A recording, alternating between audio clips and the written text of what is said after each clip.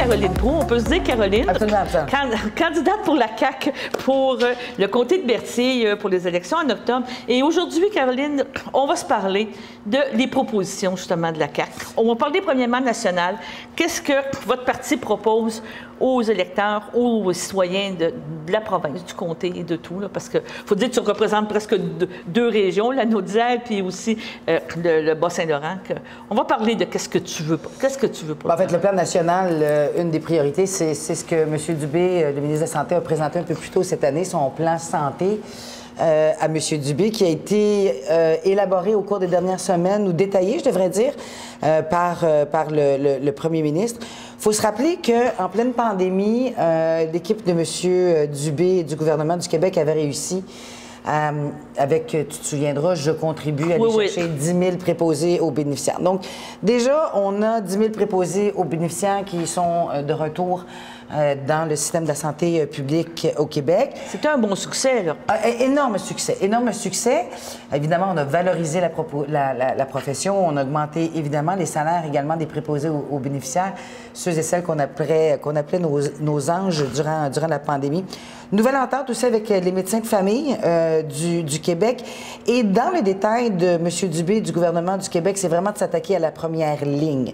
Donc, l'accès aux médecins, les infirmières, les professionnels de la santé.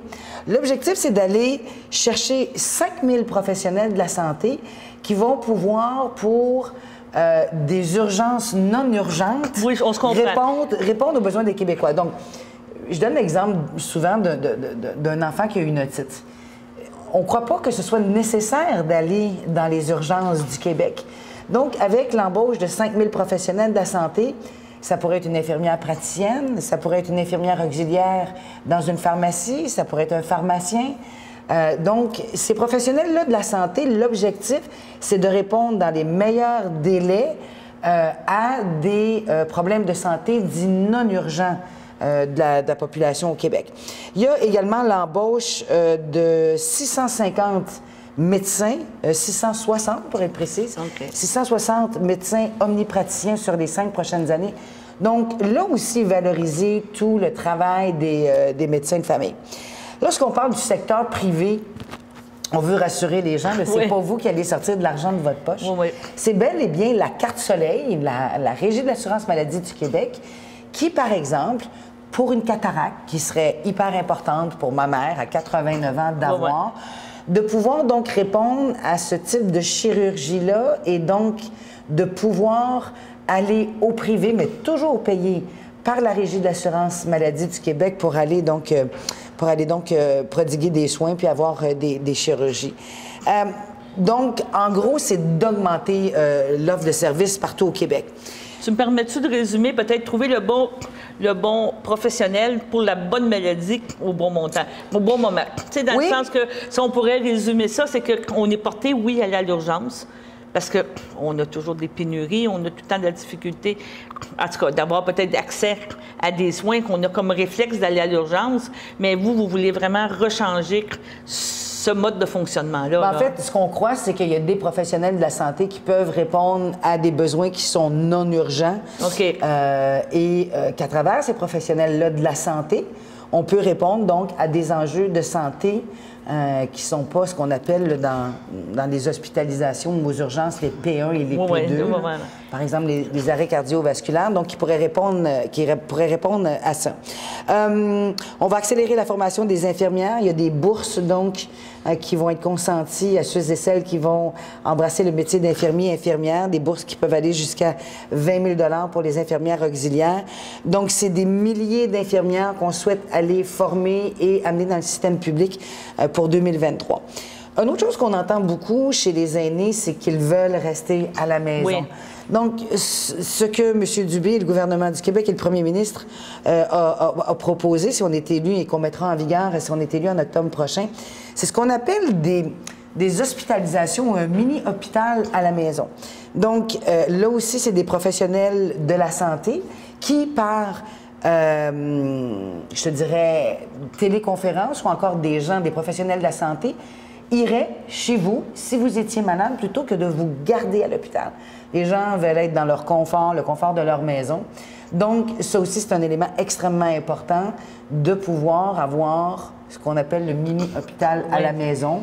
Et on l'a vu là, en pandémie, la télémédecine a très, très bien fonctionné. Oui. On pouvait donc consulter un médecin de façon virtuelle sur sa tablette ou sur son téléphone.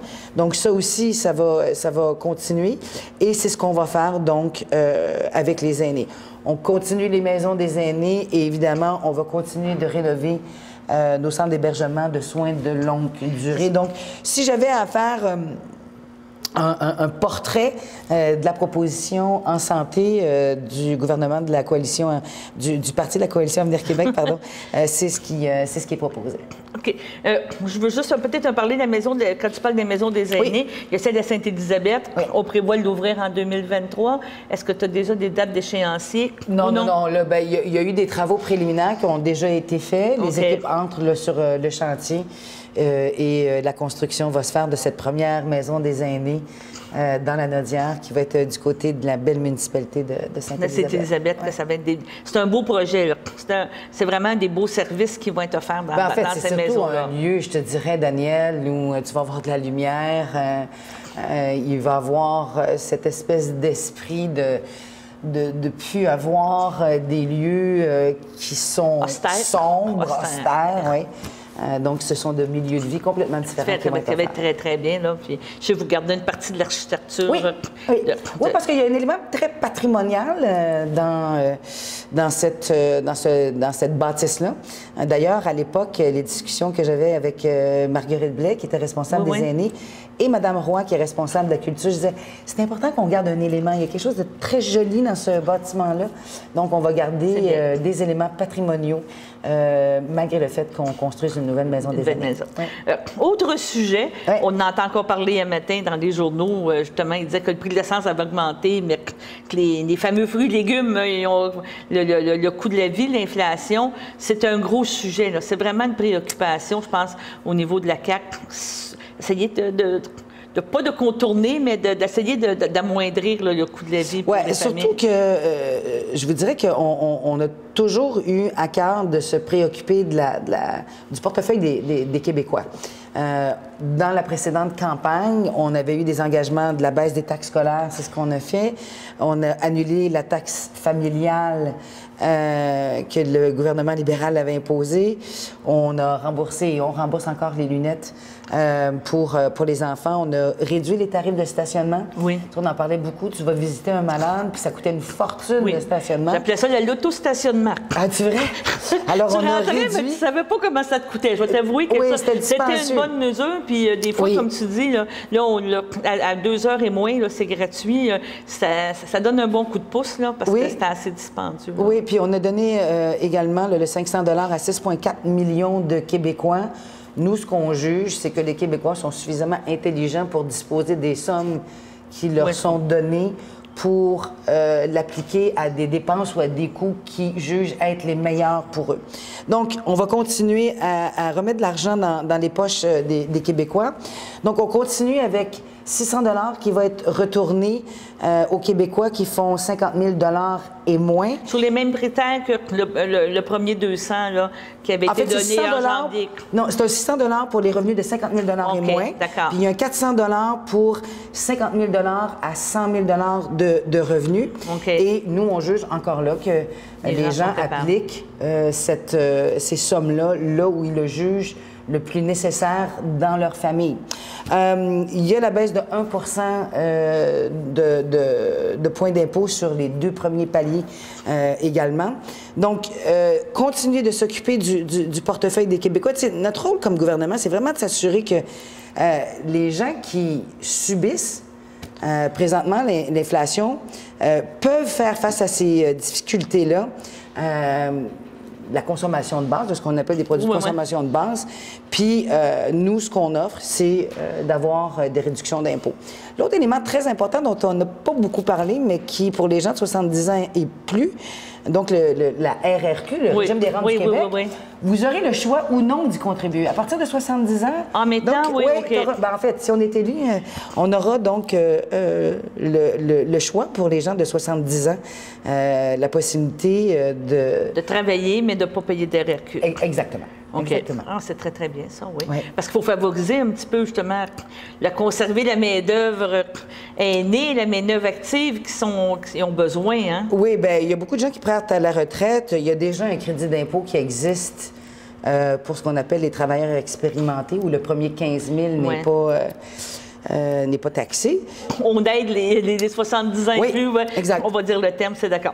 Un autre point qui était important, puis je me souviens, M. Legault en avait fait, on pourrait dire son cheval de bataille dans la première élection, c'est l'éducation. Je pense que pour lui, santé et éducation, c'était les deux points qu'il disait, il faut focusser, en bon français, sur ces choses-là. Et en éducation, vous avez travaillé fort aussi. Oui, bien, tu sais, l'idée encore, on parlait des médecins de famille, de valoriser leur travail, on parlait des infirmières, auxiliaires, des préposés aux bénéficiaires, de valoriser leur travail. C'est la même chose avec les professeurs. C'est la raison pour laquelle il y a eu des augmentations de salaire qui ont été accordées aux professeurs parce qu'on croit que c'est un job extrêmement important puis qu'on doit continuer de valoriser le travail des professeurs. On a mis un peu à la lumière des maisons des aînés, de belles écoles pour stimuler l'apprentissage chez nos enfants, pour donner le goût d'apprendre. On a aussi investi beaucoup dans les infrastructures sportives. Oui. À l'école, les jeunes ont besoin de bouger. Donc, tu sais, juste ici dans Berthier, à Saint-Gabriel, c'est une école primaire. 34 millions, c'est 22 classes qui vont entrer. Du côté de Saint-Michel, 16 millions de dollars avec une école primaire. Et un budget en éducation de façon générale pour le ministère qui a augmenté de plus de 26 % depuis 2018. Donc, on va continuer de mettre de l'avant la priorisation, d'aller chercher nos professeurs, de continuer de valoriser leur métier. J'entends les gens de chez du Parti conservateur du Québec qui veulent envoyer des fonctionnaires dans les classes, qui veulent faire des écoles, faire l'école à la maison et couper l'accès pour les centres de la petite enfance aux gens qui travaillent pas. Nous, on pense qu'un enfant, le meilleur lieu d'apprentissage va demeurer. Oui, je comprends. Et c'est ça. Puis là, implanter plus encore les maternelles 4 ans. Là, je sais que ça a commencé beaucoup, mais... Oui, ça fait 4 ans qu'ils sont là. Mais il faut quand même continuer à les implanter partout. Là. Oui, puis l'idée derrière les maternelles 4 ans, c'est de pouvoir dépister très tôt des problèmes d'apprentissage chez nos enfants pour qu'une fois qu'ils arrivent à l'école primaire, secondaire, on puisse s'assurer de leur succès, d'avoir une diplomation qui soit encore plus élevée.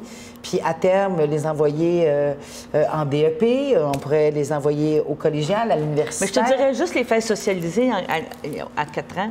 C'est pas tout le monde qui va en garderie ou en CPE. Donc, déjà là, l'apprentissage, la socialisation, de vivre en groupe, de respecter des règles, c'est déjà plein de choses là, qu'il faut travailler. Oui, puis aussi, comme je le mentionnais, de pouvoir déceler là, des enfants qui pourraient avoir des difficultés langagières, des problèmes d'apprentissage, de pouvoir les identifier tôt. Parfait. C'est très bien. Là, maintenant, on va parler du comté. Oui.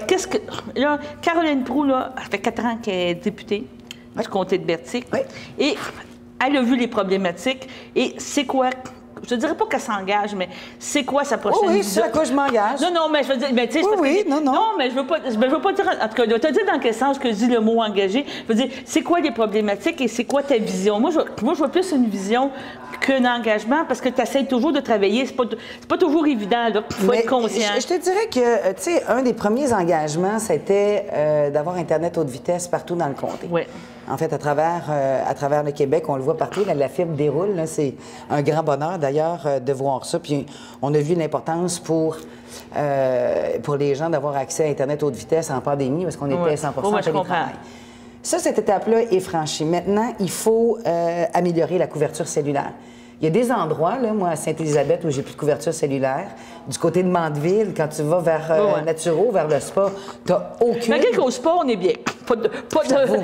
J'avoue que je suis bien au spa, mais ce que je veux dire par là, c'est que il y a donc un engagement. Il y a encore un besoin. Ah oui, clairement. Il y a un besoin donc de s'assurer qu'il y a une couverture cellulaire partout au Québec et l'engagement de la Coalition Avenir Québec, c'est de déployer partout cette couverture-là cellulaire au Québec parce que c'est important pour le dynamisme de nos municipalités. Les gens qui décident, par exemple, qui ont quitté des grandes régions comme Montréal pour s'installer en campagne. Dans la nature ici. Dans la nature, oui, c'est ça. On a besoin absolument d'une meilleure couverture cellulaire. Un autre élément, et les détails de cette annonce-là, le premier ministre va la faire très prochainement. On parle de soutenir le développement de la Naudière en misant sur le dynamisme des villages. Je te donne l'exemple de Saint-Zénon. Oui. Saint-Zénon, il n'y a plus d'épicerie. Oui. C'est une grosse problématique. C'est un énorme problème pour Saint-Zénon. Énorme problème. Je te donne cet exemple-là pour dire que le gouvernement du Québec va soutenir le développement des municipalités, de soutenir son dynamisme. Et pour soutenir le dynamisme de Saint-Zénon, par exemple, bien, ça prend impérativement une épicerie. Oui. Les personnes à mobilité réduite, les personnes âgées... Mais tout le monde. On peut pas prendre la voiture puis aller à Saint-Émilie ou à Saint-Côme ou à Saint-Michel. C'est quand même des distances qui sont assez impressionnantes. Donc, ça va être de soutenir donc, le développement de la Naudière en misant sur le dynamisme de nos villages et protéger notre eau, donner accès à la nature. Donc, c'est un vaste plan pour... s'assurer qu'on ne perde pas nos lacs. Hein? Il y a des algues envahissantes qui sont là et on doit absolument les protéger.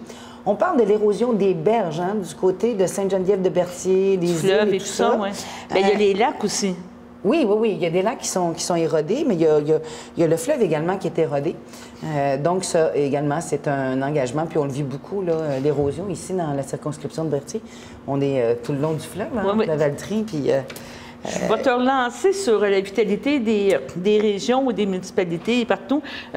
Ton confrère a fait une annonce avec un héliport à Joliette. Ouais. Ça, c'est quand même quelque chose qui est bon. Tout à l'heure, on parlait de la couverture cellulaire, mais il y a la couverture médicale aussi. Dans le comté aussi, quand tu me parles de Saint-Michel, de Manawan, quand ça prend 2h30 pour descendre, ça peut être une question de vie ou de mort là, au bout de l'année. Absolument. Tu sais, lorsqu'on parle de gens qui sont victimes d'arrêts vasculaires, cardiovasculaires, une crise cardiaque, un grand brûlé, par exemple, tu as raison de le mentionner, c'est parfois une question de minutes pour que des médecins spécialistes puissent sauver ces gens-là.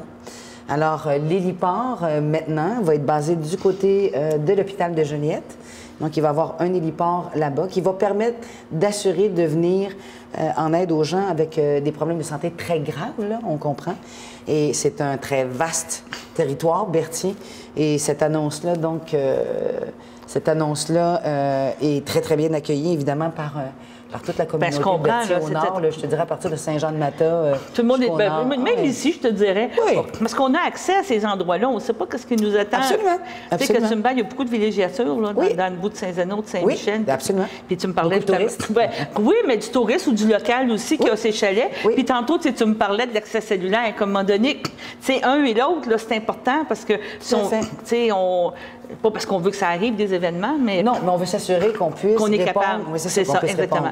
Tout à l'heure, je t'ai relancé sur ça, mais tu parlais de l'environnement des berges et de la protection du territoire aussi. On en a parlé hier, au niveau de la foresterie, au niveau des choses. Ça aussi, je pense que c'est quelque chose d'important pour vous autres, pour la CAQ, pour toi, de gérer bien là, toutes nos forêts, toutes nos choses dans le coin. Hein? Oui, mais le ministre de la Forêt, des Faunes et des Parcs là, a revu complètement son plan. C'est de trouver l'équilibre, je vous dirais, entre le travail essentiel des scieries ici dans la circonscription, de continuer de donner de l'ouvrage à ces gens-là pour construire nos écoles, nos maisons des aînés, nos hôpitaux, et de la protection, évidemment, de l'environnement et des territoires. En terminant, as-tu d'autres choses que tu veux rajouter ou tu veux dire, je vais faire la bonne, je m'engage à être encore une bonne députée comme tu as été, que le temps de travailler. Tu sais, c'est sûr que tu ne veux pas les mettre à genoux. Là, non, mais ce que je veux, c'est que les gens aient voté. Tu sais, c'est extrêmement, on a un grand privilège. Je sais que les gens sont peut-être un peu fatigués d'entendre ça. Il y a d'aller voter le 3 octobre prochain et les bureaux de vote par anticipation également. Ouais. C'est extrêmement important pour nous, fait que c'est ce que je vous demande. C'est ça. Il te reste encore un grand bout de campagne. On est à mi-temps. Oui. On va te souhaiter encore d'avoir l'énergie, d'avoir la force de continuer parce que c'est pas évident, là, passer encore ce deuxième-là. On est bien entourés. Bon, c'est ça. Merci. Je te remercie beaucoup. Bye-bye. Bye-bye.